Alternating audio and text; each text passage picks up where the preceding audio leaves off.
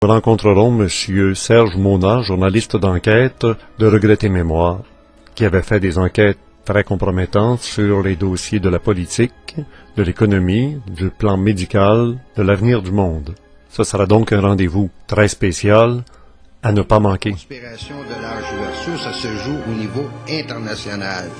Si on veut comprendre comment est-ce que l'économique fonctionne sur le plan international, c'est peut-être bizarre, mais le meilleur exemple qui existe à ce niveau-là est le jeu de Monopoly.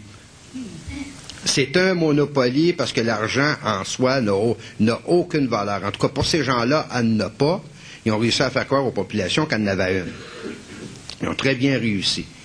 Il y a des volumes qui existent là-dessus.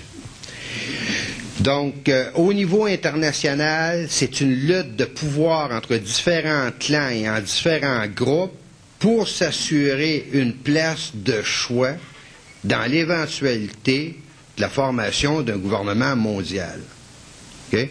Comme si on prend des bonhommes comme Bush ou d'autres qu'on considérait comme étant les plus importants au niveau international, ce n'est pas eux qui sont les plus importants, ils sont seulement comme Kissinger, les valets de personnalités qui, elles, sont dans l'ombre.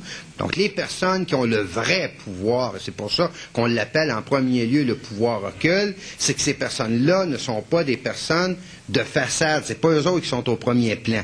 Et là, on rentre dans le jeu politique de Machiavel, c'est-à-dire que ceux qui se font descendre ou ceux qui reçoivent les baffes, c'est jamais ceux qui ont le contrôle. C'est trop le représentant.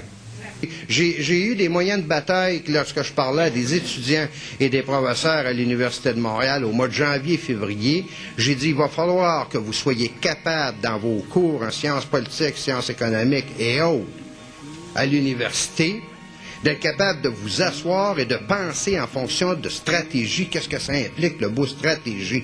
Le mot stratégie, ça ne tient pas compte de vos souhaits, de vos pensées personnelles. Le mot stratégie implique la connaissance de l'adversaire jusque dans ses moyens de pensée, c'est-à-dire que vous êtes capable de savoir de quelle façon qu'il pense, de quelle façon qu'il va réagir et qu'est-ce qu'il veut exactement, sinon vous allez arriver sur un mur.